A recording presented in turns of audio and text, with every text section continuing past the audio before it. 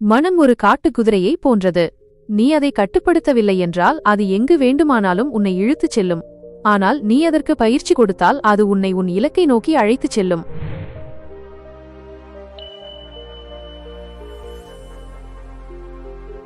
ஒரு சிறிய நகரத்தில் ஒரு திறமையான சிறுவன் வசித்து வந்தான்.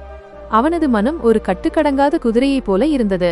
அவனது ஒவ்வொரு எண்ணமும் ஒவ்வொரு உணர்வும் காற்றைப் போல அலைபாய்ந்து கொண்டிருந்தன.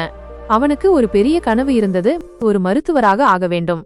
ஆனால் அந்த கனவை நோக்கி செல்வதற்கு பதிலாக அவனது மனம் எப்போதும் வேறு திசைகளில் ஓடிக்கொண்டிருந்தது. ஒருநாள் அவன் பள்ளி உதவித்தொகை தேர்வு முடிவுகளை எதிர்பார்த்து கொண்டிருந்தான். இந்த உதவித்தொகை கிடைத்தால் என் மருத்துவர் கனவு நிறைவேறும் என்று அவன் தனக்குள்ளே சொல்லிக் கொண்டான். ஆனால் அவனது போன், யூடியூப், ஃபேஸ்புக், இன்ஸ்டாகிராம் மற்றும் பகற்கனவுகள் அவனது நேரத்தை விழுங்கிவிட்டன. அவன் தொடர்ந்து தன்னைத்தானே ஏமாற்றிக் கொண்டான். இன்னும் நிறைய நேரம் இருக்கிறது, நான் பிறகு படிக்கிறேன். ஆனால் அந்த பிறகு ஒருபோதும் வரவில்லை. முடிவுகள் வந்தபோது அவன் எதிர்பார்த்தது நடக்கவில்லை.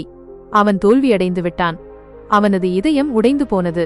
அவனது திறமையான நண்பர்கள் அனைவரும் தேர்வில் வெற்றி பெற்று அவனை பார்த்து பரிதாபத்துடன் சிரித்தனர். ஒரு காலத்தில் அவனை பாராட்டிய அதே ஆசிரியர்கள் இப்போது ஏமாற்றத்துடன் பார்த்தனர். அந்த மாலை அவன் தனிமையில் அமர்ந்திருந்தான். அவனுக்கு திறமை குறைவில்லை என்பது அவனுக்கு தெரியும். அவன் தனது நேரத்தை வீணடித்து விட்டான். அந்த கணத்தில் ஒரு முக்கியமான உண்மையை அவன் உணர்ந்தான். புத்திசாலித்தனம் மட்டும் போதாது. கட்டுப்பாடில்லாமல் வெற்றி என்பது ஒரு கனவு மட்டுமே. அந்த கணமே அவன் தன்னை மாற்றிக்கொள்ள வேண்டும் என்று உறுதியாக முடிவெடுத்தான்.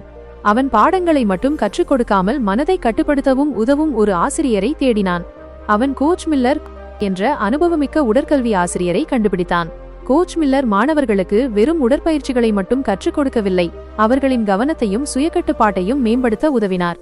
மக்கள், மிகவும் கவனக்குறைவான மாணவர்கள் கூட அவரது வழிகாட்டுதலின் கீழ் படிப்படியாக கட்டுப்பாட்டுடன் மாறுவார்கள் என்று சொன்னார்கள். அந்த சிறுவன் கோச் மில்லரிடம் சென்றான். கோச், என்னால் படிப்பில் கவனம் செலுத்த முடியவில்லை.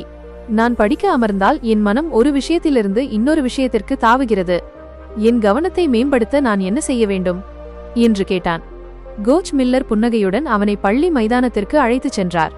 விளையாட்டு உபகரண அறையிலிருந்து ஒரு பொம்மை, வில் மற்றும் அம்பை எடுத்து வந்தார்.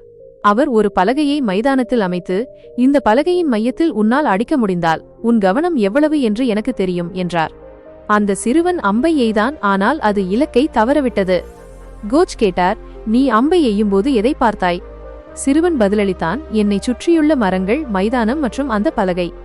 கோச் தலையை அசைத்துச் சொன்னார், அதுதான் உன் உண்மையான பிரச்சனை. நீ ஒரே நேரத்தில் எல்லாவற்றையும் பார்க்கிறாய். பார் ஒரு நல்ல வீரர் இலக்கை மட்டுமே பார்ப்பார், வேறு எதையும் இல்லை. அவர் மேலும் சொன்னார், உன் மனம் உன் போன், யூடியூப், ஃபேஸ்புக், இன்ஸ்டாகிராம் போன்ற அனைத்திலும் அலைபாய்ந்து கொண்டிருக்கிறது. நீ வாழ்க்கையில் வெற்றி பெற விரும்பினால் படிக்கும் நேரத்தில் நீ உன் இலக்கை மட்டுமே பார்க்க வேண்டும், வேறு எதையும் இல்லை. சிறுவன் அதை புரிந்து கொண்டான். ஆனால் அவன் குழப்பத்துடன் கேட்டான், கோச், நான் எங்கிருந்து தொடங்குவது?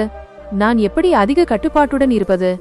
கோச் மில்லர் புன்னகையுடன் சொன்னார், நான் உனக்கு 4 எளிய விதிகளை சொல்கிறேன். உன்னால் அவற்றை பின்பற்ற முடிந்தால் அதுவே போதுமானது. 1. உன் எண்ணங்களை கட்டுப்படுத்து. உன் மனம் வேறு திசையில் செல்லும் போதெல்லாம் உனக்கு நீயே நினைவுபடுத்து, இது எனது படிக்கும் நேரம், நான் இப்போது கவனம் செலுத்த வேண்டும். 2. ஒரு வழக்கத்தை உருவாக்கு. ஒரு தினசரி அட்டவணையை உருவாக்கு. எப்போது படிப்பது, எப்போது ஓய்வெடுப்பது என்று முடிவு செய். உன் மூளை மெதுவாக அந்த வழக்கத்தை பின்பற்ற தொடங்கும். 3. கவனச்சிதறல்களை தள்ளிவை. உன் போன், தொலைக்காட்சி மற்றும் தேவையற்ற செயலிகள் உன் நேரத்தை திருடுகின்றன. படிக்கும்போது அவற்றை ஒதுக்கிவை. 4. தினமும் பயிற்சி செய். ஒரு நாளில் எதுவும் நடக்காது, தினமும் சிறிய பழக்கங்களை உருவாக்கு. இதுதான் மனக்கட்டுப்பாட்டிற்கான உண்மையான திறவுகோல். சிறுவன் கோச் சொன்ன அனைத்தையும் கவனமாக கேட்டான். அவன் தனக்காக ஒரு கடுமையான வழக்கத்தை உருவாக்கினான். படிக்கும்போது போன் அணைத்து வைத்தான்.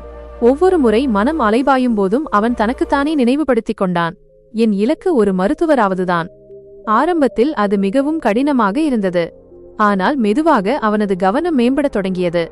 சில காலத்திற்கு பிறகு அவன் கவனச்சிதறல் இல்லாமல் மணிக்கணக்கில் படிக்க முடிந்தது. சில மாதங்களுக்கு பிறகு அவன் மற்றொரு முக்கியமான தேர்வை எழுதினான்.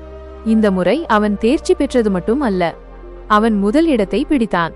இது அதிர்ஷ்டம் அல்லது திறமை அல்ல என்று அவனுக்கு தெரியும். இது அவனது கட்டுப்பாட்டின் மற்றும் கவனத்தின் விளைவு. சுமார் 1 வருடம் கழித்து அவன் உதவித்தொகை பெற மேடையில் நின்றபோது கோச் மில்லர் அவனிடம் சொன்ன ஒன்றை அவன் நினைவு கூர்ந்தான்.